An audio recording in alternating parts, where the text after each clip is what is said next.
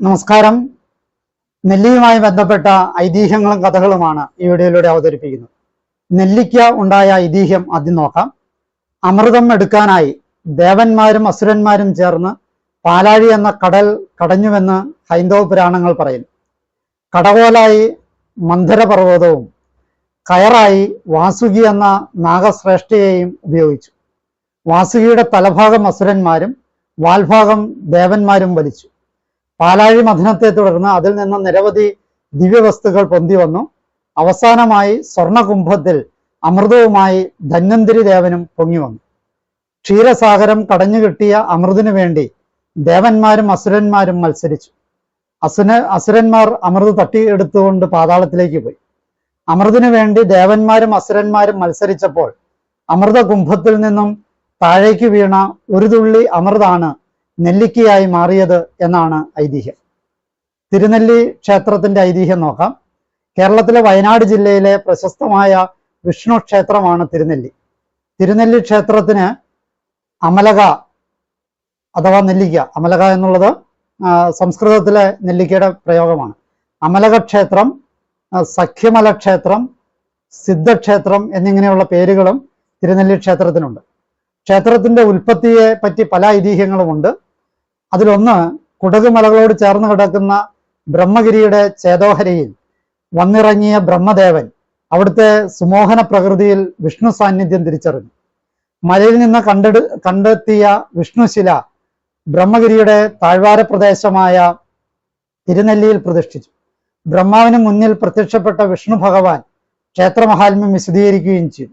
ഇവിടെ വിഷ്ണു ആദ്യമായി പ്രത്യക്ഷപ്പെട്ടത് ഒരു നെല്ലിമരത്തിലാണെന്നും അതിനാൽ ഈ സ്ഥലത്തിന് തിരുനെല്ലി എന്ന പേര് സിദ്ധിച്ചുവെന്നുമാണ് ഒരു ഐതിഹ്യം. തിരുനെല്ലി എന്ന പേരിന്റെ മറ്റൊരു ഐതിഹ്യം നോക്കാം.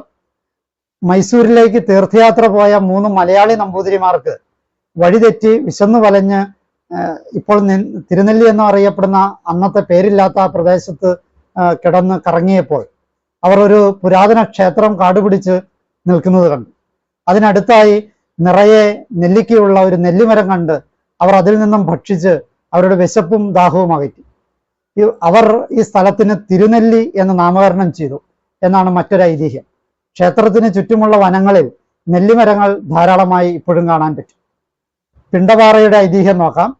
ബ്രഹ്മഗിരിയുടെ നിഗൂഢതകളിൽ എവിടെയോ നിന്ന് ഉറവയെടുക്കുന്ന ഋണമോചിനി, ഗുണിക, ശതബിന്ദു, സഹസ്രബിന്ദു, വരാഹ എന്നീ തീർത്ഥങ്ങൾ ക്ഷേത്രത്തിന്റെ പടിഞ്ഞാറ് ഭാഗത്ത് പഞ്ചതീർത്ഥക്കുളത്തിൽ ഒന്നിച്ചു ചേർന്ന് പാപനാശിനി അരുവിയായി ഒഴുകുന്നു.